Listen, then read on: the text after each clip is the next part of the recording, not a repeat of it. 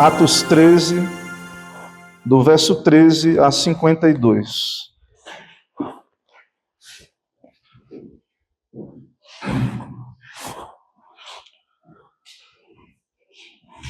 A palavra do Senhor nosso Deus diz assim: E navegando de Pafos, Paulo e seus companheiros dirigiram-se a Perge da Panfilha. João, porém, apartando-se deles, voltou para Jerusalém. Mas eles, atravessando de Perge para Antioquia da Psídia, indo num sábado à sinagoga, assentaram-se. Depois da leitura da lei e dos profetas, os chefes da sinagoga mandaram dizer-lhes: Irmãos, se tendes alguma palavra de exortação para o povo, dizei-a. Paulo, levantando-se, fazendo com a mão sinal de silêncio, disse: Varões israelitas, e vós outros que também temeis a Deus, ouvi. O Deus deste povo de Israel escolheu nossos pais e exaltou o povo durante sua peregrinação na terra do Egito, donde os tirou com braço poderoso, e suportou-lhes os maus costumes por cerca de 40 anos no deserto, e havendo destruído 7 nações na terra de Canaã, deu-lhes essa terra por herança.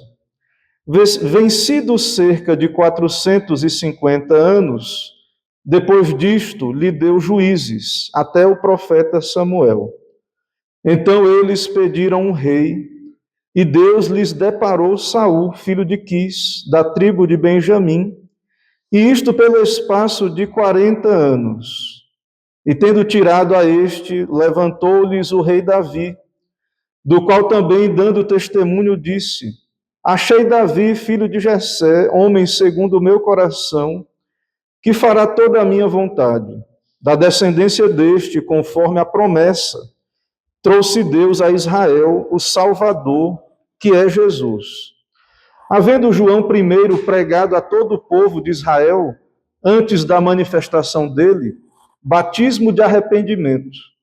Mas ao completar João a sua carreira, dizia: Não sou quem supondes, mas após mim vem aquele de cujos pés não sou digno de desatar as sandálias.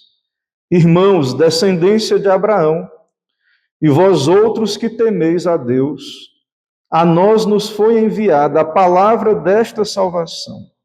Pois os que habitavam em Jerusalém e as suas autoridades, não conhecendo Jesus, nem os ensinos dos profetas, que se leem todos os sábados, quando o condenaram, cumpriram as profecias. E, embora não achassem nenhuma causa de morte, pediram a Pilatos que ele fosse morto, depois de cumprirem tudo o que a respeito dele estava escrito. Tirando-o do madeiro, puseram-no em um túmulo, mas Deus o ressuscitou dentre os mortos. E foi visto muitos dias pelos que com ele subiram da Galiléia para Jerusalém, os quais são agora as suas testemunhas perante o povo. Nós vos anunciamos o evangelho da promessa, feita a nossos pais, como Deus a cumpriu plenamente a nós, seus filhos, ressuscitando a Jesus, como também está escrito no Salmo 2: Tu és meu filho, eu hoje te gerei. E que Deus o ressuscitou dentre os mortos, para que jamais voltasse à corrupção. Desta maneira o disse: E cumprirei a vosso favor as santas e fiéis promessas feitas a Davi. Por isso também diz em outro salmo: Não permitirás que o teu santo veja corrupção. Porque, na verdade, tendo Davi servido a sua própria geração, conforme o desígnio de Deus, adormeceu, foi para junto de seus pais e viu corrupção. Porém, aquele a quem Deus ressuscitou não viu corrupção. Tomai, pois, irmãos, conhecimento de que se vos anuncia remissão de pecados por intermédio deste, e por meio dele todo o que crê é justificado de todas as coisas, das quais vós não pudestes ser justificados pela lei de Moisés. Notai, pois, que não vos sobrevenha o que está dito nos profetas. Vede, ó desprezadores, maravilhai-vos e desvanecei, porque eu realizo em vossos dias obra tal que não crereis se alguém vô-la contar. Ao saírem eles, rogaram-lhe que no sábado seguinte lhes falasse estas mesmas palavras. Despedida a sinagoga, muitos dos judeus e dos prosélitos piedosos seguiram Paulo e Barnabé, e estes, falando-lhes, os persuadiam a perseverar na graça de Deus. No sábado seguinte, afluiu quase toda a cidade para ouvir a palavra de Deus. Mas os judeus, vendo as multidões, tomaram-se de inveja e, blasfemando, contradiziam o que Paulo falava. Então Paulo e Barnabé, falando ousadamente, disseram: cumpria que a vós outros, em primeiro lugar, fosse pregada a palavra de Deus. Mas posto que a rejeitais e a vós mesmos vos julgais indignos da vida eterna, eis aí que nos volvemos para os gentios. Porque o Senhor assim nolo determinou: eu te constituí para a luz dos gentios, a fim de que sejas para a salvação até os confins da terra. Os gentios, ouvindo isto, regozijavam-se e glorificavam a palavra do Senhor. E creram todos os que haviam sido destinados para a vida eterna. E divulgava-se a palavra do Senhor por toda aquela região, mas os judeus instigaram as mulheres piedosas de alta posição e os principais da cidade e levantaram perseguição contra Paulo e Barnabé, expulsando-o do seu território. E estes, sacudindo contra aqueles o pó dos pés, partiram para Icônio.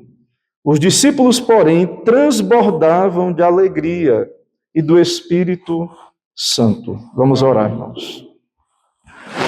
Senhor, nós te louvamos na tua presença, o teu povo em adoração no teu santo dia, diante da tua santa palavra, do teu evangelho, anunciado aqui, ó Deus, neste sermão pelo teu servo apóstolo Paulo. Também pedimos, ó Deus, que o Senhor fale a nós hoje. Ó Deus, abençoa a pregação do teu evangelho, ó Pai. Quão importante é o anúncio do teu evangelho nesta terra. Ó Deus, sustenta a igreja, sustenta a pregação pura do teu santo evangelho e cumpre também hoje, ó Deus, o mesmo propósito. Assim como a tua palavra alcançou tantas vidas, assim como igrejas foram plantadas e sabemos, ó Deus, a história do mundo foi alterada pelas viagens missionárias do teu servo, apóstolo Paulo e outros apóstolos. Também cremos, ó Deus, que o Senhor pode alterar o curso da história, o curso das coisas conforme nós enxergamos. Então, somente, ó Deus, pela pregação do teu santo evangelho, o Senhor pode operar, ó Deus, grandes maravilhas hoje, como também o Senhor operou no passado. Sabemos que tudo isso depende da tua graça, da tua misericórdia. Sabemos que o Senhor tem planos de exaltar a tua palavra, de alcançar pecadores perdidos por meio da pregação. E pedimos a Deus que o Senhor cumpra tão somente teu santo desígnio por esse meio. Nos abençoa também, edifica a tua igreja, dá a tua graça ao teu povo, fortalece as convicções, nos ajuda a cumprir a nossa tarefa de igreja, nossa vocação de anunciar o teu reino. É no nome de Cristo que oramos. Amém.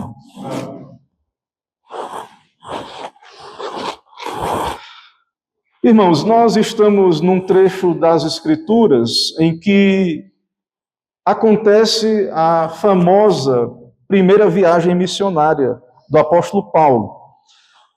Os missiólogos, no estudo da missiologia, uma área da teologia que estuda as missões, há uma passagem bíblica do Antigo Testamento, há várias passagens messiânicas do Antigo Testamento, mas há uma passagem que os teólogos, os missiólogos usam para entender que isto se cumpre aqui no livro de Atos, e essa passagem está em Isaías 49, verso 6, falando de Cristo, falando do Evangelho sendo pregado às nações.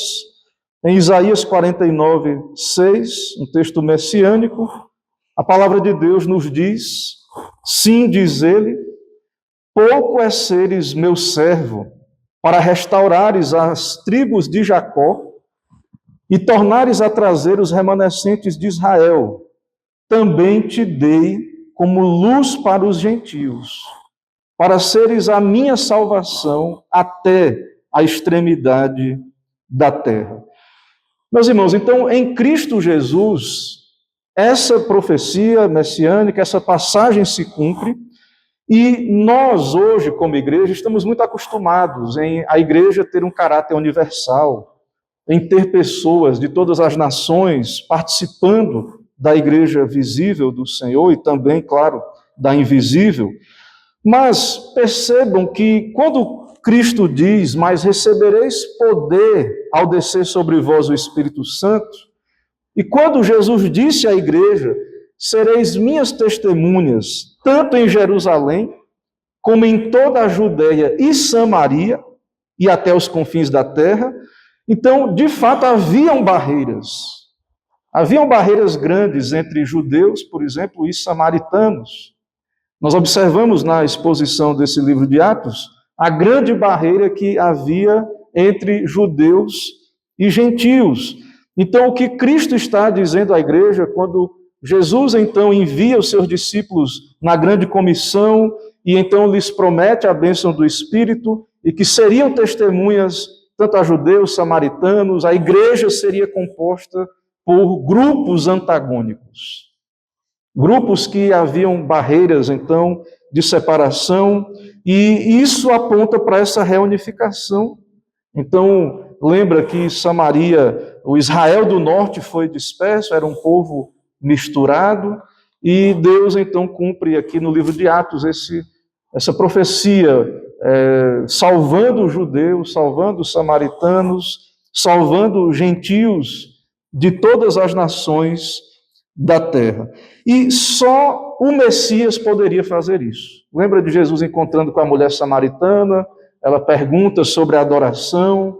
Então, tudo isso que para nós hoje é muito natural ver pessoas de todos os povos, irmãos, só Cristo, só realmente Jesus Cristo poderia cumprir tudo isso que foi prometido no Antigo Testamento. Então, nós estamos aqui acompanhando neste livro de Atos o cumprimento de todas essas promessas, Jesus reunindo a sua igreja de pessoas de todas as nações. E no cumprimento desse propósito, temos aqui um sermão do apóstolo Paulo. Então, nós lemos aí a partir do verso 13 até o verso 52, e nós vemos então um culto sinagogal. Paulo está em viagem missionária, ele viajou ali, foi para a ilha de Chipre, vimos Paulo pregando ali em Pafos, João Marcos os abandonou e a viagem continuou, Paulo e Barnabé, novamente ali pelo Mediterrâneo, chegaram naquela região onde hoje é a Turquia, e subindo ali em direção a uma cidade chamada Antioquia da Psídia. E a cena que temos aqui é de um culto sinagogal. Paulo tinha como estratégia, então, pregar nas sinagogas, e onde havia oportunidade de dar uma palavra, era dada essa oportunidade. E então, esta região, onde Paulo agora ele chega, junto com Barnabé, sob a liderança aqui ainda de Barnabé, essa região onde hoje é a Turquia, é onde, irmãos, se localizavam as igrejas da Galácia. Então, quando você lê no Novo Testamento, carta aos Gálatas, se refere a igrejas que haviam nessa região ali da Ásia Menor, onde hoje fica a Turquia. E veja que depois Paulo irá escrever cartas às igrejas da Galácia, falando do Evangelho, da graça de Deus. Então, é interessante vermos aqui nesse capítulo 13, vermos aqui nesse sermão, qual era o conteúdo do evangelho que o apóstolo Paulo pregava.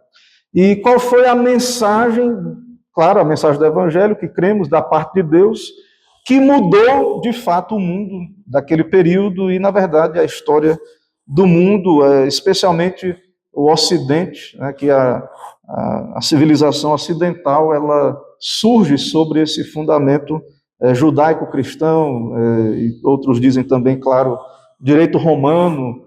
E aqui, então, nós temos em primeira mão como Deus operou essa grande bênção para o Ocidente, né? Aquilo que é conhecido como civilização ocidental.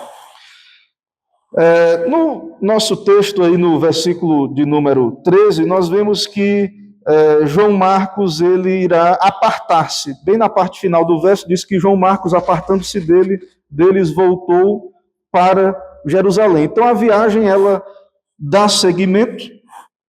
João Marcos, que era um auxiliar, ele abandona a missão, não sabemos exatamente porquê, algum desacordo com a possível liderança ali do apóstolo Paulo, ou perigos, de fato, é uma região montanhosa, Antioquia da Psídia, eles precisariam subir 1.100 metros de altura, numa viagem a pé, e muitos perigos, então, apesar de ser Império Romano, muitos perigos ali naquela região, muitos perigos na estrada, e então há essa possibilidade de João Marcos ter se apartado da comitiva ali missionária por conta dessas situações. Ali, irmãos, em Antioquia da Psídia, diferente da Síria, era lar de muitos gregos, frígios, romanos e judeus, e havia sinagoga.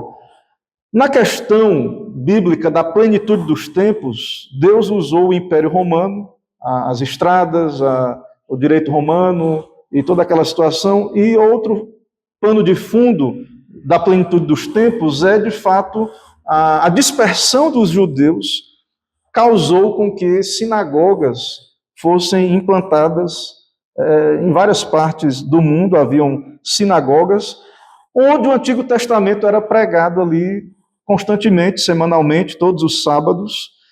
Então Deus, o Senhor, na sua soberania, preparando todo esse terreno para a pregação do Evangelho, o Senhor, de algum modo, abençoou os povos com essa dispersão judaica, com essa diáspora judaica, e então com a pregação do Antigo Testamento que aconteciam nas sinagogas, e muitos gentios frequentavam esses cultos sinagogais, que inclusive o culto sinagogal, ele de fato, o Senhor usou este culto, também é base para o culto cristão, em muitos dos seus elementos.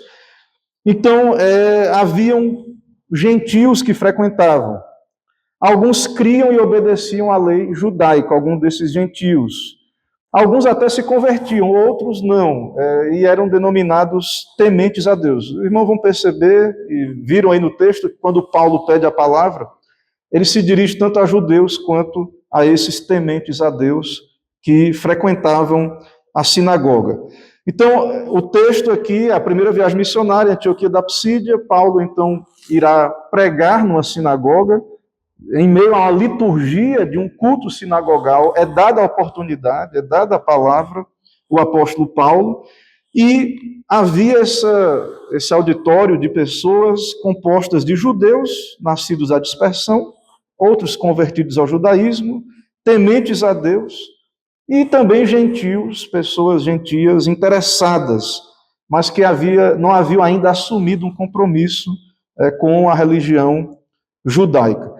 E era costume de Paulo, então, até pela ordem do Senhor Jesus Cristo, primeiro ao judeu, mas também ao gentil, era costume também, pelo pano de fundo judaico, o Antigo Testamento era pregado ali na sinagoga, então Paulo usava, sim, como um método, iniciar até por obediência, sim, ao Senhor, e havia essa situação da liturgia do culto sinagogal. E perceba que há uma liturgia aí no verso 15, quando o texto diz: depois da leitura da lei dos profetas, os chefes da sinagoga mandaram dizer, irmãos, se tendes alguma palavra de exortação para o povo, dizer. Então perceba que havia a leitura, alguns comentaristas dizem que possivelmente, pelo que se tem da estrutura desse culto sinagogal, além da leitura que era baseada na Septuaginta, na tradução grega do Antigo Testamento, também eles recitavam o Shema Israel, lá de Deuteronômio 6, oração, essa palavra de exortação, uma bênção, mas sempre havia, então, essa palavra ali que era trazida. Então, há uma espécie de liturgia que acontecia e essa oportunidade que Paulo aproveitava muito bem para pregar ao povo. E nós temos a oportunidade aqui de ter um sermão de Paulo diante de nós, aqui nesta tarde. Um sermão que veremos, ele tem sim 3 divisões aí, pelo menos, nesse sermão, que são introduzidas aí no verso 16, no verso 26 e no versículo de número 38.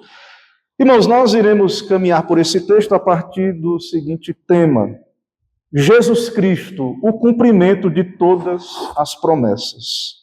Jesus Cristo, o cumprimento de todas as promessas.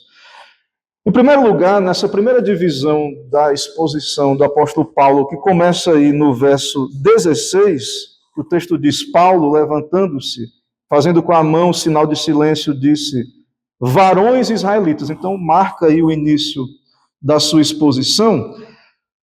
Paulo, então, nessa seção que vai do verso 16 ao verso 25, Paulo argumenta sobre o cumprimento das promessas nos patriarcas. Ele volta lá para o Antigo Testamento, e sim, então, percebemos aqui que a pregação apostólica é totalmente embasada nas Escrituras do Antigo Testamento aqui, que é o que havia nesse período.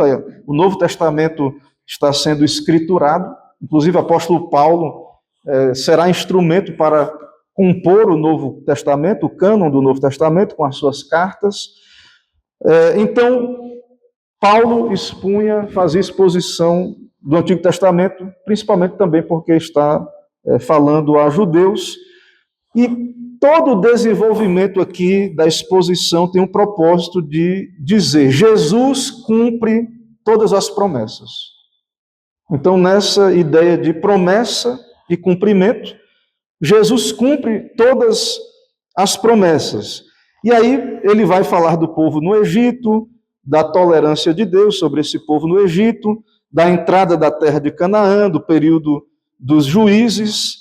Também vai falar da época em que Deus deu Saul, depois o rei Davi, e de Davi, então, da descendência deste, trouxe Deus a Israel o Salvador. Então, Paulo argumenta que o cristianismo não é novidade. O cristianismo não é uma novidade, não é algo desconectado da revelação de Deus no Antigo Testamento.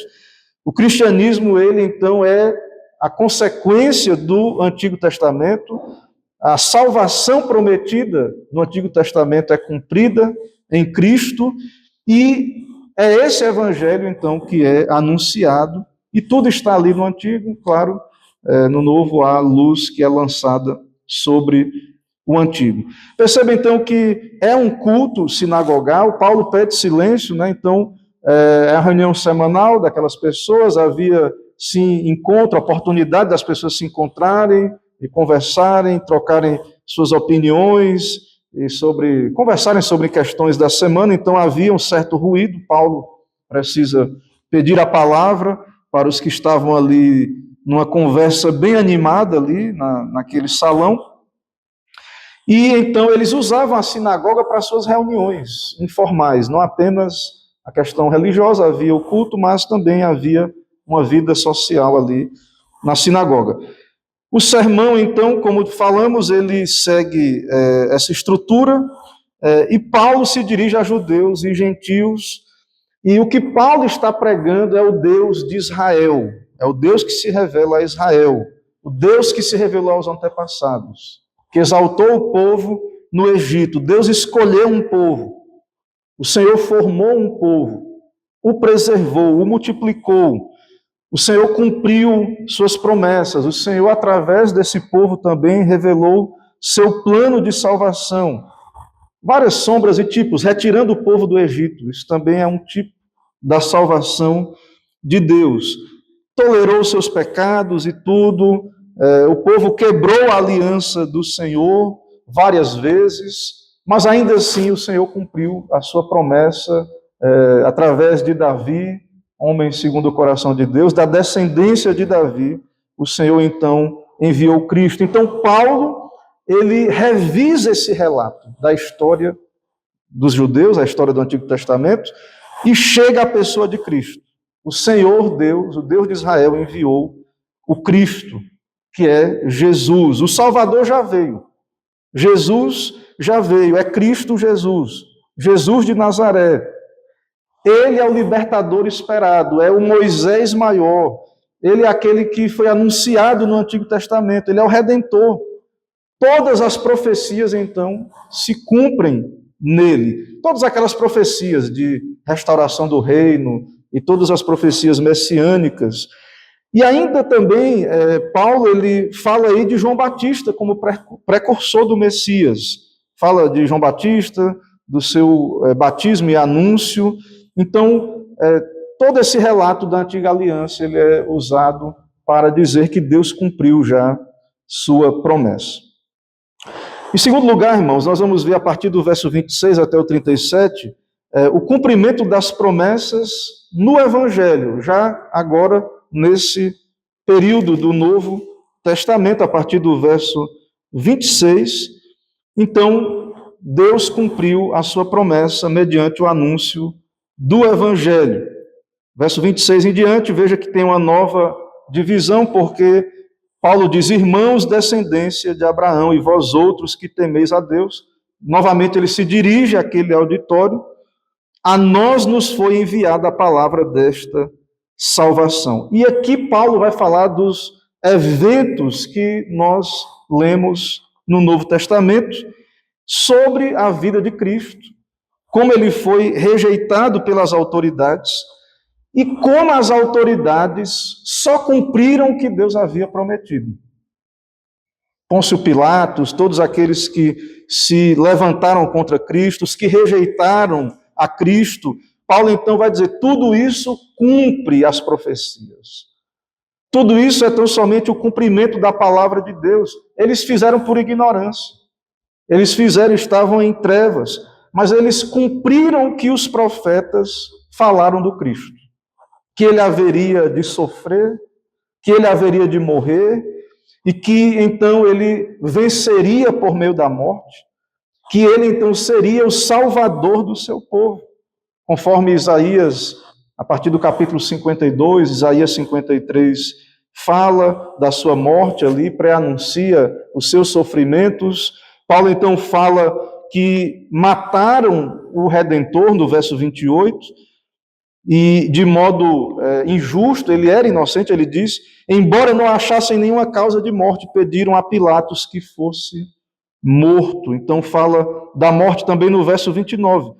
Ele diz que tudo isso foi cumprimento, o modo da sua morte, até mesmo o túmulo.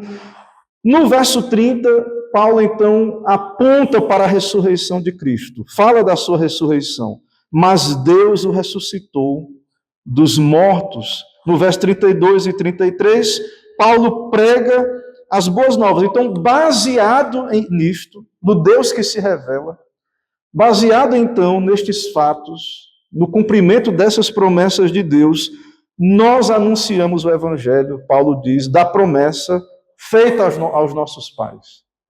Nós anunciamos esse mesmo Evangelho, como Deus a cumpriu plenamente a nós, seus filhos, ressuscitando a Jesus. E veja que Paulo, ele começa a citar, ele faz citações aí dos Salmos, porque nós sabemos disso, infelizmente muitos no meio evangélico não reconhecem a graça, o Evangelho no Antigo Testamento, que estava ali.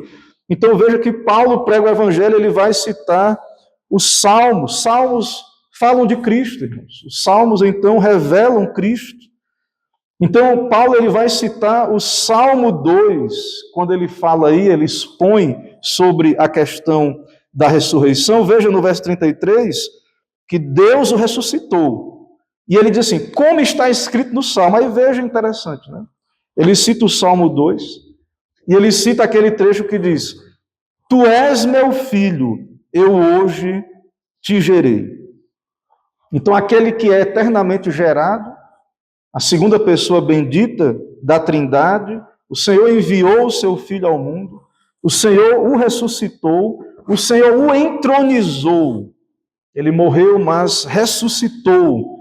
E ressurreto, então, e ascendeu aos céus, à destra do Pai, ele reina e tem toda a autoridade no céu e na terra. Lembre que o Salmo 2 é um salmo de entronização do Messias, de coroação.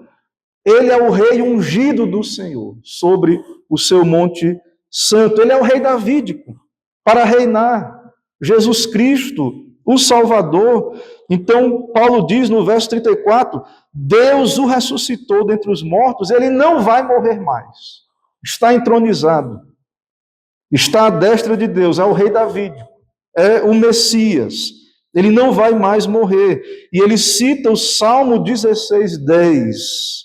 Ele cita quando ele diz que não verá corrupção. Ele cita também Isaías quando diz, no verso 34, cumprirei a vosso favor as santas e fiéis promessas a Davi. E Paulo também diz no verso 35, que ele diz em outro salmo, não permitirá que o teu santo veja corrupção.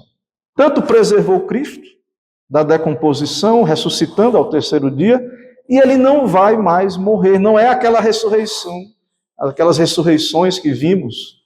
O próprio Cristo, profetas do Antigo Testamento, ressuscitaram pessoas pelo poder de Deus, esse milagre extraordinário de a alma voltar para o corpo. Deus operou esse milagre, mas não é o caso aqui da ressurreição de Jesus Cristo. Ele ressuscitou em poder e glória, e ele não irá morrer novamente. Ele está entronizado, ele é rei eterno, então não verá corrupção. Ele vive eternamente, que não é o caso de Davi, que é o que Paulo diz. Esse salmo não pode estar falando de Davi, porque ele diz no verso 36, porque Davi, servindo a sua própria geração, adormeceu e foi para junto de seus pais e viu corrupção. Então, obviamente, tudo isso se cumpre em Jesus Cristo. E o terceiro ponto da argumentação do apóstolo Paulo é a promessa aplicada a pecadores. E isso, então, veremos a partir do verso 38 em diante. E tudo isso, irmãos, o Evangelho, essa promessa é aplicada aos pecadores, de que maneira e com que propósito? E veja que no verso 38 há uma terceira divisão do sermão, quando ele novamente se refere aí ao seu auditório, quando ele diz, tomai, pois, irmãos, conhecimento de que se vos anuncia remissão de pecados por intermédio deste. Então, por que tudo isso? Por que tudo isso aconteceu? Porque o Pai enviou o Filho para morrer na cruz, e toda essa ideia de Cristo morreu, ressuscitou, ascendeu aos céus, isso, irmãos, é para a nossa justificação. Deus esteve ali, resolvendo o problema do pecado, tratando a questão do pecado. É dessa maneira que temos acesso ao perdão. É assim que Deus, sendo justo, ele também justifica pecadores. Cristo morreu na cruz, ressuscitou para a nossa justificação. Então, o que Paulo está dizendo para o seu auditório judaico, acostumado ao Antigo Testamento, acostumado à lei de Moisés, o que Paulo está dizendo é que vocês podem, pela graça de Deus, ser salvos não obedecendo à lei. Mas a boa nova, então, do Evangelho, a boa nova que Paulo prega, é que isso é recebido gratuitamente. Deus justifica pecadores. Deus justifica pecadores. Esse perdão é anunciado no Evangelho de Cristo, ele é proclamado. Ou seja, a doutrina da justificação pela fé. Então, Paulo diz, se anuncia, no verso 38, remissão de pecados por intermédio deste. E no 39 ele diz, e por meio dele todo o que crê é justificado de todas as coisas das quais vós não pudestes ser justificados pela lei de Moisés. Então, a justificação, o perdão, o problema a nós impossível de resolver, o problema do pecado, como Deus tratou desse problema, e a boa nova é, ele tratou. O problema do pecado foi tratado. E como Deus tratou? Cristo morreu na cruz por nós. E nós, então, não podemos, nós que cremos, nós que somos unidos a Ele pela fé, nós não podemos ser condenados. Porque foi punido nele o nosso pecado. Cristo, então, resolveu, nosso irmão mais velho, resolveu esse problema, morrendo na cruz por nós, e nós, então, agora, a igreja, o povo de Deus, especialmente aqueles que Deus comissionou para pregar esse evangelho, anunciam o perdão por meio de Cristo. E aí temos no verso 42 e no verso 43, o final do culto. Temos então pessoas interessadas no evangelho. Nós estávamos aqui há pouco falando sobre Satanás não poder enganar as nações. Então nós vemos aí de modo interessante que havia interesse. Na verdade, no verso 42 diz que as pessoas rogaram a Paulo que pregasse as mesmas palavras, e Paulo então irá pregar no próximo sábado, que será a partir do verso 44. Veja que muitas pessoas se interessaram e seguiam Paulo ali. Muitos queriam então ouvir de Cristo.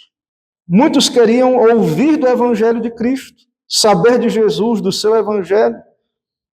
O Espírito os quebrantou, despertou interesse. Essas pessoas ouviram a voz de Deus por meio da palavra e queriam ouvir novamente a voz de Deus. Mas houve resistência de judeus invejosos.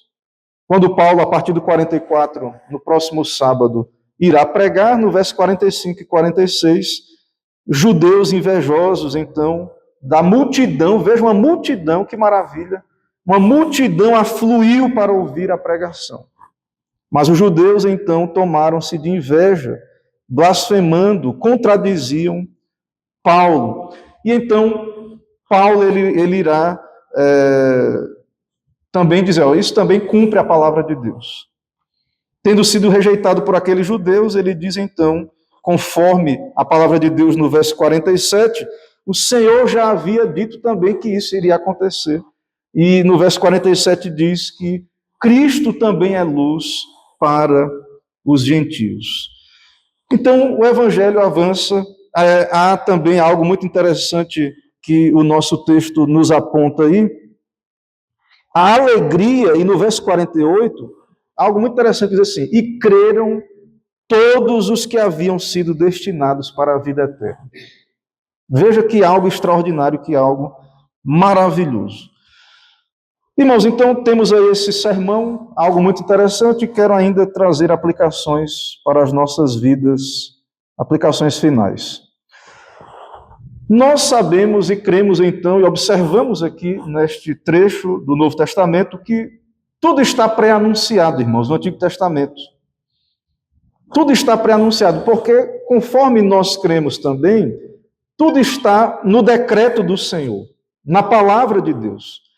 Então, a salvação de Cristo que viria, o progresso do Evangelho, a sua salvação na história, tudo então estava no plano do Senhor, o propósito de Deus de alcançar pecadores de todas as nações. Então, tudo está já pré-anunciado no Antigo Testamento. E o Evangelho, Paulo cita os Salmos e tudo isso que nós vimos aí, é algo maravilhoso. Também nós vemos que o Evangelho ele não tem um público específico, ou um local apenas onde deve ser anunciado. E falei aqui da questão do cumprimento da profecia messiânica, Judeia, Samaria, os confins da terra, falei aqui sobre isso. E muitos também entendem, uma compreensão muito interessante, de que há uma simultaneidade na ideia ali, tanto em Jerusalém, quanto em Samaria, como aos confins da terra.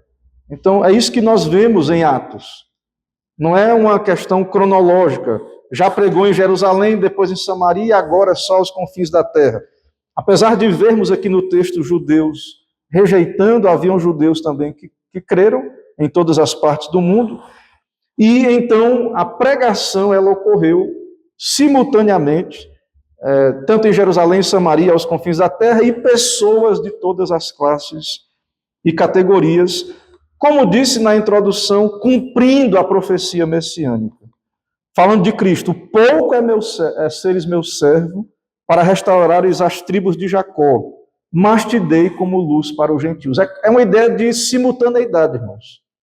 O Messias vai fazer essa parte, vai restaurar, então, a ideia de restaurar as 12 tribos, os judeus eleitos serão salvos, mas agora também os gentios serão alvos da pregação e serão salvos, e como vimos aqui, todos os que Deus determinou para essa salvação foram salvos.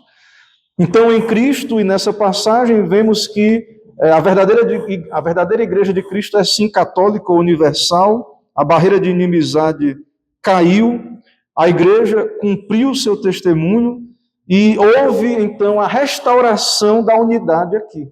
No livro de Atos, então, cremos que aquelas profecias que falam dessa unidade da igreja, elas se cumprem aqui, a igreja, ela une essas coisas, e isso também é cumprimento de promessas messiânicas. E também todas aquelas promessas que falavam dos gentios, e também vemos isso se cumprindo aqui, e não há barreiras, não devemos ter barreiras, irmãos, então, à pregação do Evangelho. E vemos também que é este Evangelho que foi anunciado, simples, o Evangelho da graça de Deus, essas doutrinas, a história da redenção, a doutrina da justificação pela fé, esse simples Evangelho que é o único Evangelho que temos e não devemos esperar outro, como Paulo depois repreende os Gálatas.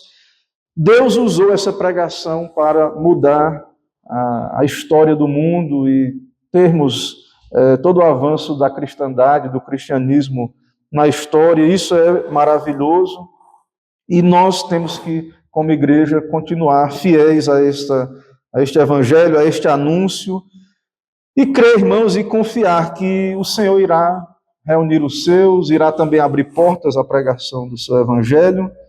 Tudo vai cumprir as promessas de Deus, o seu plano, a sua agenda, aquilo que o Senhor determinou. Que o Senhor nos ajude a confiar nestas coisas, que o Senhor nos ajude também a ser seus instrumentos para o cumprimento deste propósito. Amém. Irmãos, vamos nesse momento nos colocar em pé, vamos orar.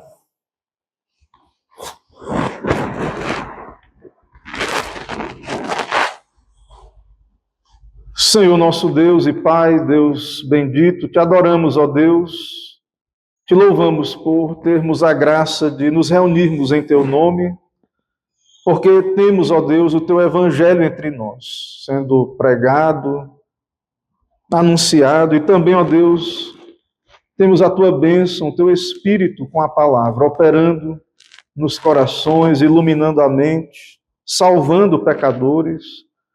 Sabemos, ó Deus, que tudo irá cumprir o teu santo propósito, todas as coisas cooperam para o bem dos teus eleitos. O Senhor haverá de governar todos os eventos da história e veremos todas as tuas promessas cumpridas. A maior, o Senhor já cumpriu, nos dando o teu Filho. E também, ó Deus, haverá de regenerar e salvar, converter todos os teus eleitos. E sabemos que isso será por eminência, por meio da pregação, por meio da loucura da pregação. O Senhor cumprirá esse desígnio. Ó Deus, abençoa a tua igreja, nos dá discernir a importância, a seriedade deste serviço a ti, nos dá confiar, ó Deus, neste meio de graça que o Senhor determinou, que o Senhor usa por bondade este meio de graça, nos dá te servir de coração e com perseverança, e que venha o teu reino, ó Deus, aqui nesta cidade. Que o Senhor abra portas à pregação e que pecadores venham se render aos pés da cruz de Cristo e compreender o teu evangelho. Compreender, ó Deus, que o perdão é por meio da graça de Cristo, da morte do Senhor na cruz do Calvário. Dá-nos uma semana de paz, nos dá te servir durante toda essa semana. Se o Senhor não voltar, ó Deus, nesta semana, ou não nos chamar pessoalmente, particularmente nesta semana, pela morte, que possamos, ó Deus, pela tua graça, nos encontrarmos aqui no próximo dia do Senhor, aguardando com expectativa o grande dia do Senhor, nos preparando e vigiando. Nos abençoa, Deus, nesse propósito. Nos dá a tua bênção, nos leva em paz. Ao que pedimos, oramos em nome de Jesus. Amém.